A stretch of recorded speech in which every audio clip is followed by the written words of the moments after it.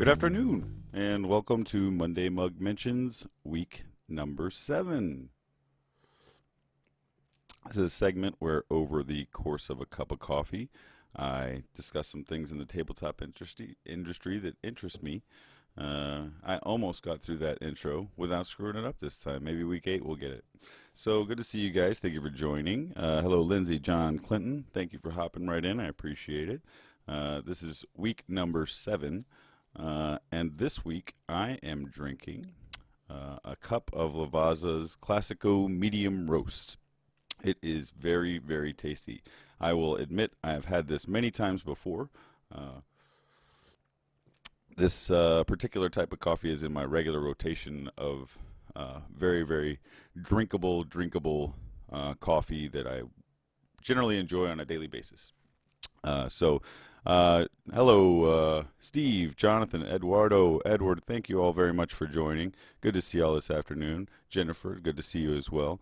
So you said you'd like to see my mug. This is actually a Yoda Christmas mug. We're a little bit out of season here, but this is my Star Wars, Yoda, and lightsabers Christmas mug. I use it all the time because I only have about 10 mugs and I drink a lot of coffee.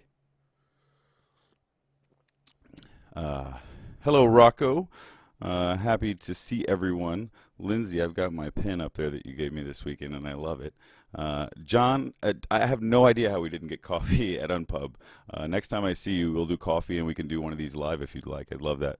Let's get right into it this week. I just am on a return from PAX, so if you hear my voice has a little vocal fry, that is not intentional. I'm not trying to be Hollywood. I have been talking all weekend, and I am a little bit run out, so that's part of the reason why I sound like this. I've been at PAX for 4 days. PAX East is now 4 days, and it's a lot of talking, and I talk a lot already, so to those of you who I talked a lot to this weekend, thank you, and also I apologize if I talked your ear off. I tend to do that. So let's take a look here. The mechanism I want to talk about this week is none other than Alexei Pajitnov's Tetris. And Tetris is pretty easy to recognize for most people. It's shapes dropping into other shapes on a screen. It was developed in the Soviet Union and has become one of the most popular video games of all time. It's very satisfying when you send one piece that fits right into all those other pieces, just perfectly into place. It's a very satisfying feeling. It feels good. It's in Tetris, of course, they'll disappear when you clear lines, and that's a neat digital sort of, I would say, spawning of a vast genre of shape-based games. I don't know if Tetris was necessarily the first, but it was certainly the first and most recognized shape-placing game on the digital platforms. So it's also spawned, hundreds of other digital games that are very similar or other versions of Tetris. So it's a very, very fun game. I don't need to tell you much more about it because it's very satisfying, but I did want to talk about the correlation it has to the game I played this weekend. One of the only published games I got to play this weekend at PAX East was Drop It, which is actually, I guess saying published is not quite fair. It's not really out yet, but Cosmos and Thames has this really, really neat product coming called Drop It. It's an amazing game. You've got your colors of shapes, and you've got your multiple different shapes. So you've got circles and squares and triangles. Then you've got a two-sided plexi, like sort of a plexiglass or clear plastic sliding tray that's in the middle, and we're all looking between it, so it's flat like this, right? And we're dropping things in a la Tetris, right? So it's shapes dropping into other shapes. Very satisfying as well. However, in Drop It, your color cannot be touching another of the same color, nor can your shape be touching another of the same shape. So let's say you have a square that's green. You can't touch any other green shape, and you can't touch any other square if you want to score points for dropping it. There's also lines and some bonus scoring for having things touching certain circles that are on those plastic pieces. If you look at the product, it's easier than if I try to explain exactly what it is. But the first time I played it, I fell in love with it. I I have a friend who works with their company, and I've told him many times I'll do horrible things to get a copy of Drop It immediately. I will pay money. I will send people dinners. I will send flower baskets. That game is so much fun, and I cannot wait to put it in front of my 4-year-old and say, "Hey, let's play this game where we just drop shapes into this plastic slotted thing." So it made me remember something, which is don't forget to have fun. Like that's not a it is an elegant design, to be honest, but it's an elegant design out of the sort of vein of just fun. And so I really like the implementation of fun and that Tetris style without being sort of a knockoff. It really isn't. This is a totally unique product and game, and I'm so impressed with it, and I can't wait to share it with my children and my wife. I mean, it's one of those games that it's like I can see all the fun stuff that we can ever have. So hello to many more. Stephanie, Daryl, Hunter, Anitra, Nick, Daniel, Herb. I really appreciate you all joining. Thank you very much.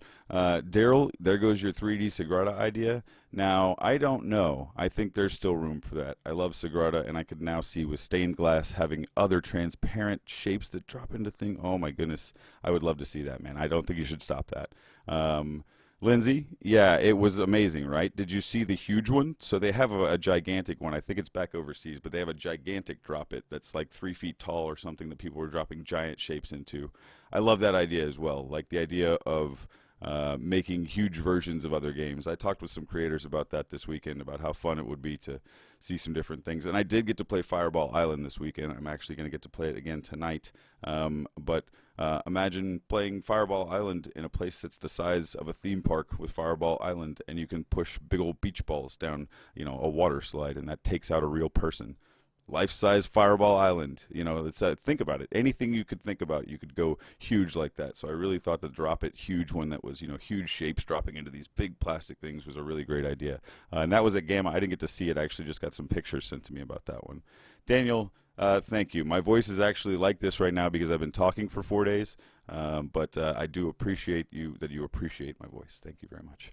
So let's move on from Drop It and let's get into the media. Theme park of giant board games. I say, it's Daryl. When we all get to that point, I say that when we're all just rolling in it, we pool everything and we make a huge life-size theme park that's board games. I would be in for investing in that project by all means. That's more ambitious than I'm currently able to do, but that would be an amazing, fun thing. So let's see here. The media I want to talk about this week is none other than my good friends at Twist Gaming. If you don't know what Twist Gaming is, it is one of the only dedicated live stream to board game and tabletop games on Twitch TV. Matt, Josh, Nicole, and I am forgetting many of the other awesome people that work there. Julie, I know, works with them. Some amazing people are really awesome involved with this stream, and they stream board games. I mean, again, if we are to grow this industry and we're to consistently find new people to bring into it, the way we do that is accessing channels that other gamers from other genres of gaming are using. So Twitch seems like a great way to do it, and Twist is doing a really good job of that. If you've seen at PAX or at any of the major conventions, Gamma, Origins, they're at everything, and then usually they'll have a live stream going with multiple different tabletop creators showing off their games. And they do this as generally a way to boost signal for the entire industry and show off the amazing different products that are always coming out. So I really enjoy Twist Gaming. My friend Jeff is part of it as well. It's an amazing crew of people, so you guys should just definitely make sure that you're watching that.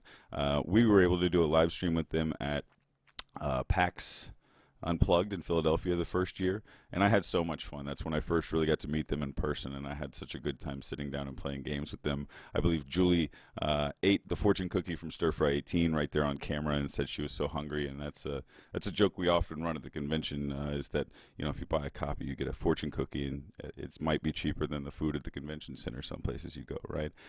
So that was a really fun stream we did with them, but They have put out so much amazing content. I can't even begin to say thank you enough to them, because I've learned about mini games from watching their show. So Daniel says PAX will do that. Yes, it will, especially a 4-day PAX in Boston, where it's. I was driving home each night. I live in Providence, so I was driving home each night. We are due to have a baby on May 3rd, so I wanted to be here. It felt right to be here each night, and I'll be honest, I may do that in the future, because if you're at a convention for 4 days and you have the opportunity to drive home, take a shower in your own shower, and go to bed in your own bed, there is something kind of amazing about that. It was really, really nice to have that juxtaposition of a full-on show but still sleeping at home each night. I can only do that up here, of course. Everywhere else I have to sort of travel, but that was a nice change to sort of still get to touch my home each night while doing a major convention. So yeah, it's Twist Gaming. Also, I got to see some of their staff this weekend briefly. They did not have a stream because scheduling and stuff like that, everybody is super busy right now, and I don't think there was a way to get it done. But I got to talk with some of them as well, and they've got some amazing stuff coming up in the near future. So definitely check out Twist Gaming. It is Twist Gaming on Twitch TV. They also have their YouTube page, and I believe they've got their website, which is twitchgaming.tv. So absolutely check out everything that they're up to. All right, so the marketing thing I want to talk about goes into where I was this weekend. It's PAX East and its convention booths. So we've been working for a long time to get our booth into better shape, and we did not have a booth at this particular show. I had meetings, and I was the only Yanaguana employee that was going to be there. So I was lucky enough to go and hang out with some of my friends from Lay Waste Games. And I got to see how their booth runs, and I got to see how bad I've been in the past at running booths, or how bad our booth setup has been. Traditionally, Andrew and I both demo games, talk about games, do all the media and stuff there right there at the booth, while also doing the point of sale ourselves, running cards, taking cash, all that sort of stuff. That is after watching Lay Waste operate this weekend, I've found that is a terrible idea. It's not it's not a good idea to have the person who's showing the games also selling the games, and then also doing interviews with people who are coming by from newspapers or different media outlets. That is insanity. It'll drive a person nuts, and it tends to drive me a little insane. But I do like the nice, flurry of things going on, but it also keeps us from maybe engaging as many people as we want, right? So what I saw at Lay Waste is a team of people working together to, maintain their portion of what they wanted to, they were doing in the booth. I was lucky enough to get to demo some of my friends' games called a game called Heads Will Roll by Matt Fantastic and Alex Cutler, and I did forget to do a mail call, so I'll just sort of pop up some things I got in PAX here as we finish up the talk this afternoon. But this is Heads Will Roll. This is a tabletop dexterity game, and it is super. You should absolutely find a way to get a copy. I think they're sold out right now, but this is a Lay Waste Games product, and it's awesome.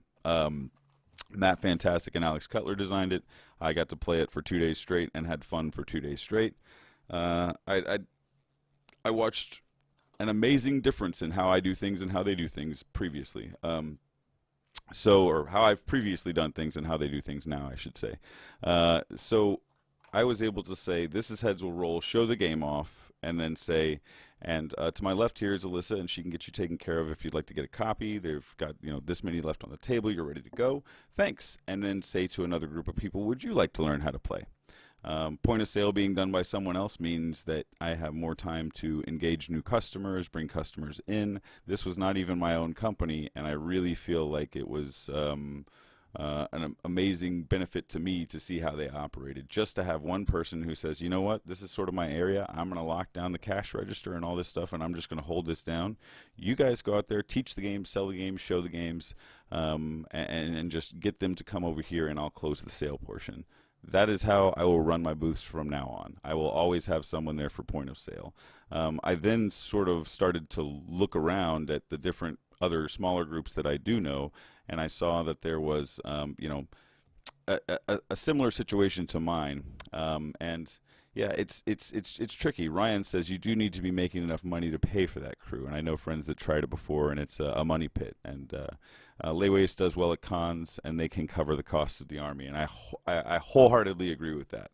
Do not do not overextend to have a massive presence at a convention. However, I think even in this particular situation, if we got one more person in the Yanaguana booth to say, you're going to do the, you're the register person. You're going to take care of the cash for these hours of the day, so that everyone else can sort of sell. So that I don't have to stop my pitch to go, okay, let's run your card. Okay, this little square thing sucks. Sorry, give me a second. What's going on? And I start, starting the chat while I'm trying to get that portion done. Let another person do that, I think, and it tends to move things along. Again, especially with something like PAX East, there's 80,000 people estimated that were there this weekend. With a team like myself, or just two people, Andrew and I can tell you that we can't engage. It would be metaphysics to engage 5,000 people. To engage 2,000 people or 3,000 people over the course of a weekend as a two-person team is a big, big, big, feat, and you're tired at the end of it. And if if you think each one of those engagements was your best possible engagement, it tends not to be when you've run through the pitch 400 times just over and over again. Now, if you're not having to stop and do the sales thing, and you can keep your energy going, and you're not being tired by having to split energy all over the place, I think it definitely can help. It definitely helps that Lay-Waste has amazing products as well. I agree with that. Lindsay says we use different teams: demo team, booth staff, managers who oversee everything, but aren't actually assigned to a team, and PAX rotating teams because burnout is real. 100%. I try to limit my cons to at least a 2-week break between anything I do. I prefer more, but 2 weeks is about, between major conventions that are a whole weekend, I try to limit it to a 2-week break between. Some of my friends, especially like Lindsay, I know you do things almost every weekend, so I would imagine having to rotate staffs and stuff is a very, very big part of that.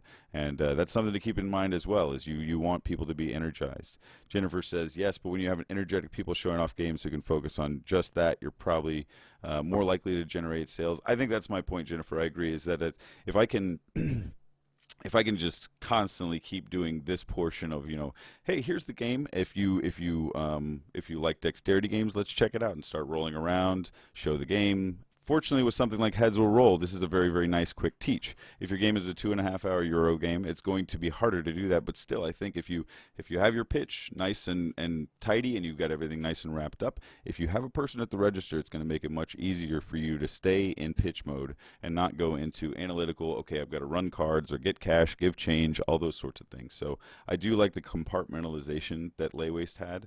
And now I know they had many more people, but that's not even necessarily what I'm speaking to. I think Andrew and I could bring even one more person into our booth on a regular basis that was doing just our register and customer engagement, customer service, making sure everyone's happy. That's a part of what it's Alyssa with Lay-Waste Games does, and she's amazing at it. I am in awe of how one person can just hold down and lock down what they call her room in the booth. So I was very impressed with Lay-Waste. I am learning more and more at all times how little I know about this industry, and it's really, really fun to have great friends like this that get to teach me stuff. So I did tell you guys I'd show you some stuff I grabbed at PAX East. So of course, Heads Will Roll. I'll put that up one more time. Let me go ahead and clear this stuff off the screen. So this is Matt Fantastic, who, by the way, is celebrating his birthday today. So happy birthday, Matt Fantastic. And Matt Fantastic and Alex Cutler made this. This is an amazing game. You guys should definitely check it out. From my good friend, Razlo, I got this amazing new game from Game Me a Fun called Re-Extinction. This was published by Breaking Games. This is a combiner dinosaur game. You're going to combine your dinosaur. I mean, it's going to have, guns, and I think I had a ninja suit and boots and all sorts of fun stuff on mine when I was playing the other day. So I am super happy to have this. This just came out. I'm pretty sure it's sold out at PAX East as well. But you can get it at, I believe, Origins, Gen Con, one of the two, and then Steven also mentioned it'll be in retail soon. So I also got from my good friend Danny at iYellow, and Lindsay, as a matter of fact, at Foam Brain Games, Decrypto, which I am really looking forward to trying out. I may take this up to my regular board game night tonight and check it out. But this is really, really neat. I watch people playing it, and it looks like my kind of thing. If you look at it, you've got one of those nice old school, the red obfuscated screens that can, show or not show words and things like that. And it's got a really, really cool sort of console modular box art theme. I just like it a lot. It seemed like a good one to pick up. And then I finally got a hold of, and this is a big one for me. I'm really, really happy about this. Beasts of Balance.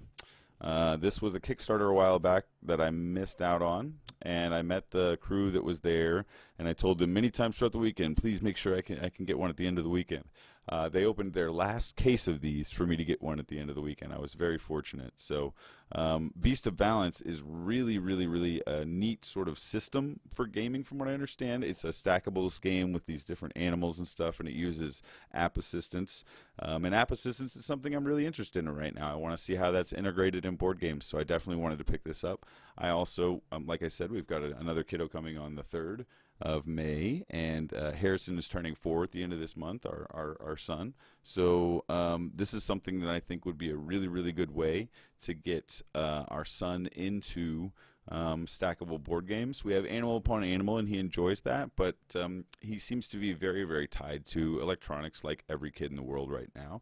So I think if we can incorporate some tabletop and electronics for him, that would be great, and Beast of Balance seems to do that. I haven't played it yet. I will let you know how I feel about it once I've played it, but it seems like, it's a beautiful, beautiful product. This is just amazing. The box is nice and big. They have all these really, really cool things going on with it. So yeah, it's a really, really neat game, and I'm glad to have it. My partner in the company, Andrew, has it, and he got it as well for his kid. And I think it's nice that we're both trying to find ways to look at new products and things like that. I'm trying to think outside of the box more and more often when it comes to games.